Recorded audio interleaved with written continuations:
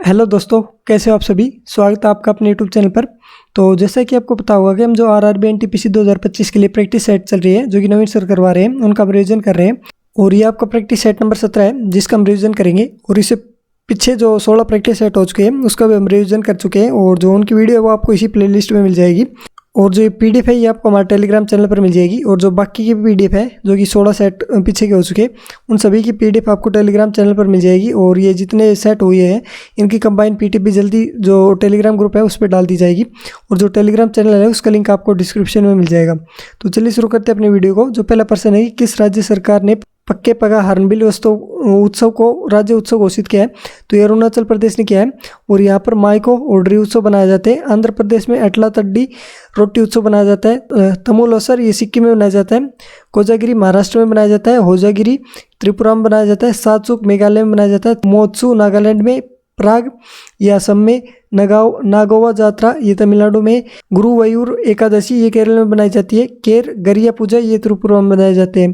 प्रश्न number 2, we Balsara किस संगीत वाद्य यंत्र से संबंधित है। तो पियानो से संबंधित है। जो सारंगी है उससे उस्ताद साबरी। मैंडोलिन से श्रीनिवास। अरविंद पारेख ये सितार से संबंधित है। बुद्धदेव दास गुप्ता सरोद से संबंधित है। ब्रजभूषण कापरा गिटार से संबंधित है। इमरत खान ये सुरबार से संबंधित है। नंदिनी शंकर वायलिन से संबंधित है। शंकर बहने वो वायलिन से संबंधित है। टीएच विनायक रामा ये घटम से संबंधित है। प्रभात शर्मा ये बांसुरी से संबंधित है। तवलीन सिंह ये तबला से संबंधित है। तुताराम शर्मा ये पखाव से संबंधित है। प्रश्न नंबर 3, प्रसिद्ध बंगाल उपन्यास पाथेर पंचाली के लेखक कौन है। तो उसके लेखक है विभूति भूषण बंदोपाध्याय। शरद चंद्र चट्टोपाध्याय ये पाथेर डाबी और देवदास की इनकी रचनाएं हैं। रविंद्रनाथ टैगोर की रचना है विदर इंडिया। बंकिम चंद्र इनकी आनंद मठ। गण देवता ये ताराशंकर बंदोपाध्याय की है। ए नेशन इज मेकिंग ये सुरेंद्रनाथ की है। कपाल कुंडला और दुर्गेश नंदिनी बंकिम चंद्र जी है। और ब्रह्मोद्रम ये देवेंद्रनाथ टैगोर की है। प्रश्न नंबर 4, राष्ट्रीय प्रदूषण रोकथाम दिवस भारत के किस दिन मनाया जाता है। तो ये 2 दिसंबर को मनाया जाता है। 22 मार्च को इंटरनेशनल जल दिवस मनाया जाता है। 2 फरवरी इंटरनेशनल आर्द्र भूमि दिवस। 21 मार्च इंटरनेशनल वानिकी दिवस। 25 जुलाई इंटरनेशनल प्राकृतिक संरक्षण दिवस। 16 सितंबर ओजोन संरक्षण दिवस। 26 सितंबर पर्यावरण स्वास्थ्य दिवस। और 4 अक्टूबर पशु दिवस। और 22 मई को जैव विविधता दिवस। प्रश्न नंबर 5, यूएन सुरक्षा परिषद के 10 अस्थायी सदस्य हैं।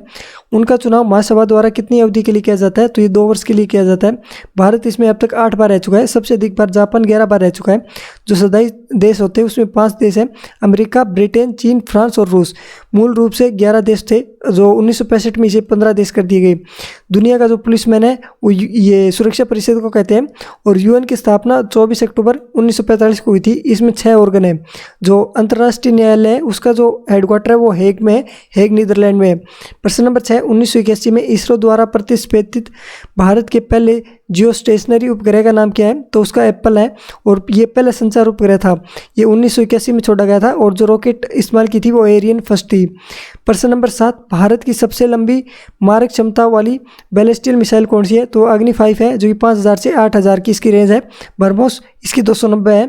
भारत की पहली स्वदेशी क्रूज मिसाइल निर्भय है, जो कि डीआरडीओ ने बनाई थी। भारत की पहली बैलिस्टिक मिसाइल ये पृथ्वी फर्स्ट है, जिसका परीक्षण 1988 में हुआ था। और घोषणा इसकी 1983 में हुई थी। जो 1983 में प्रोग्राम चला था वो IGMDP चला था, integrated guided missile development program. और इसके जो जनक थे वो APJ अब्दुल कलाम थे। प्रश्न number 8, lady Ratan Tata trophy किस खेल से संबंधित है। तो ये हॉकी से संबंधित है। बैडमिंटन की ये थॉमस और उबेर कप। क्रिकेट की सैयद मुश्ताक अली ये T20 की है। इसमें जो 2024-25 का जो विनर रहा है वो मुंबई रहा है। और रनर अप इसमें मध्य प्रदेश रहा है। प्रश्न नंबर 9, किस भारतीय स्वतंत्रता सेनानी ने 1907 में जर्मनी के स्टुटगार्ट में सप्तऋषि नामक झंडा लहराया था। तो मैडम कामा ने लहराया था। और ये फहराया था 22 अगस्त 1907 को। इसमें एक कमल और 7 सितारे थे। राष्ट्रीय ध्वज अपनाया था वो 22 जुलाई 1943 को अपनाया था। इसे डिजाइन किया था पिंगई वेंकैया ने। और जो तदर्थ झंडा समिति थी उसके अध्यक्ष थे राजेंद्र प्रसाद। ध्वज संहिता 2002 में आई थी। राष्ट्रीय गौरव अपमान निवारण अधिनियम 1971 में आया था। इसकी जो चौड़ाई और लंबाई का अनुपात होता है वो 2:3 होता है। और जो आर्टिकल 51 के भाग ए में तिरंगे के बारे में बताया। प्रश्न नंबर 10, किसने स्वतंत्रता आंदोलन के एक अंश के रूप में चटगांव शस्त्रागार छापा में भाग लिया था? तो वो थी प्रीतिलता बाड़ेदार और कल्पना दत्त। और मास्टर दा भी था इसमें जो IRA के संस्थापक थे। ये IRA की स्थापना 1930 में हुई थी, जो कि मास्टर सूर्य सेन ने की थी और इन्हें मास्टर दा भी कहते हैं। इन्हें फांसी मिली थी 1934 में। प्रश्न नंबर 11, काकोरी ट्रेन एक्शन कौन से वर्ष में हुई थी? तो ये 1925 में हुई थी, 9 अगस्त 1925 को। जो ये ट्रेन चलती थी लखनऊ से सहारनपुर चलती थी। जो ट्रेन का नाम था 8 डाउन ट्रेन थी। संगठन जिसने ये कार्य किया था वो आचार्य था।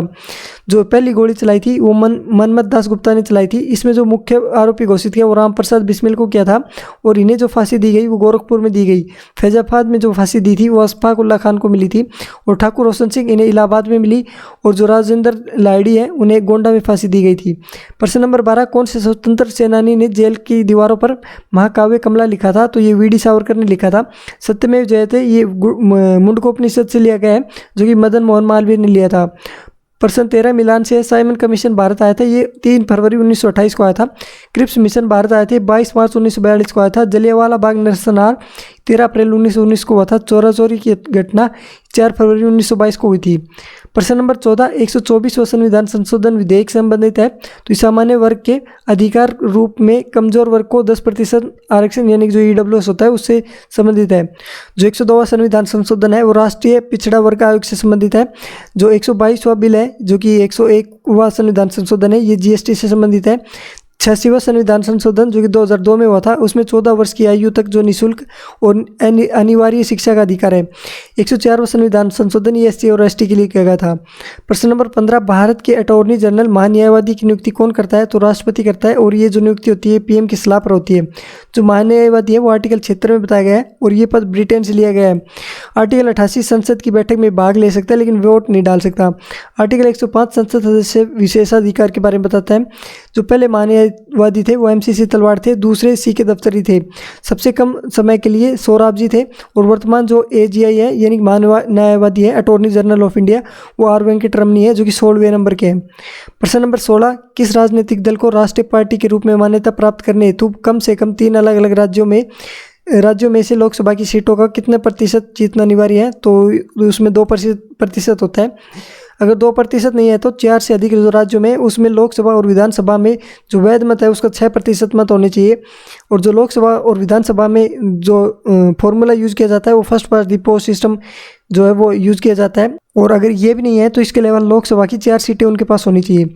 जो अभी नेशनल पार्टी है इसमें BJP, Indian national Congress, BSP, आप, NPP और CPI-M ये जो नेशनल पार्टीज है वो उनके नाम है। जनप्रतिनिधित्व अधिनियम ये 1951 में आया था। प्रश्न नंबर 17, भारतीय राजनीतिक गठबंधन जो कि NDA बोलते हैं जो कि BJP का ही गठबंधन है का पूर्ण रूप क्या है? तो इसका पूर्ण रूप है नेशनल डेमोक्रेटिक अलायंस यानी कि राष्ट्रीय जनतांत्रिक गठबंधन। ये जो 18वीं लोकसभा हुई थी अभी जिसके वोट पड़े थे इसमें BJP के 240 सीट मिली थी और जो अदर पार्टी थी NDA की उन्हें 53 सीट मिली थी और इसी के साथ कुल इनकी 293 सीटें थी जिसके साथ इन्होंने सरकार बनाई थी।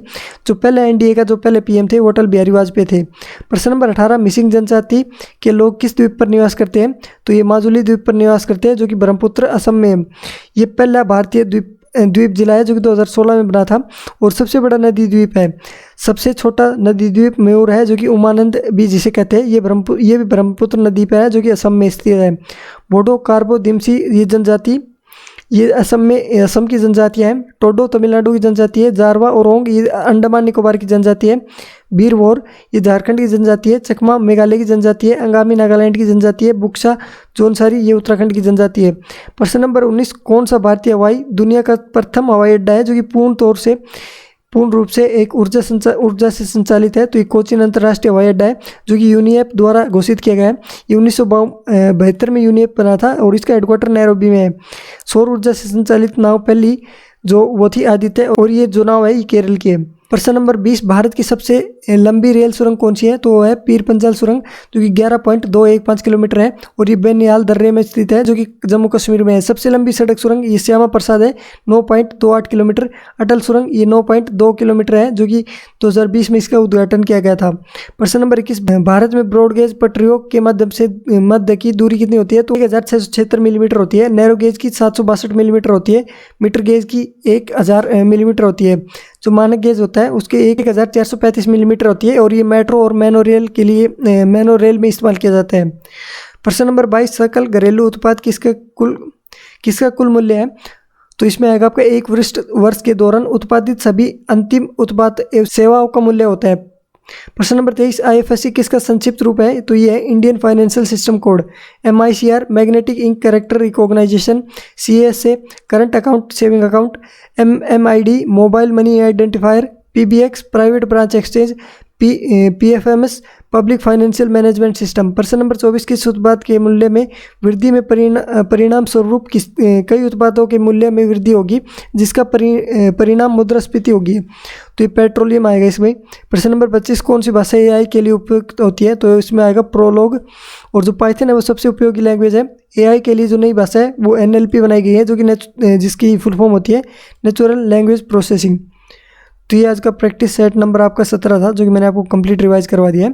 वीडियो आपको कैसी लगी कमेंट बॉक्स में ज़रूर बताइए। अगर कोई वीडियो में गलती हुई है या फिर कोई भी नोट्स में गलती है तो उसके बारे में ज़रूर बताइए। तो ये PDF आपको हमारे टेलीग्राम चैनल पर मिल जाएगी और टेलीग्राम चैनल का लिंक आपको डिस्क्रिप्शन में मिल जाएगा। और जल्दी हम आपके लिए एक प्रैक्टिस सेट भी तैयार कर रहे हैं जो कि प्रीवियस ईयर के प्रैक्टिस सेट होते हैं, उसी की एक ई-बुक तैयार कर रहे हैं, वो भी आपको जल्दी प्रोवाइड करवा दी जाएगी। तो इस वीडियो में इतना ही, मिलते हैं आपसे अगली वीडियो में, तब तक के लिए धन्यवाद।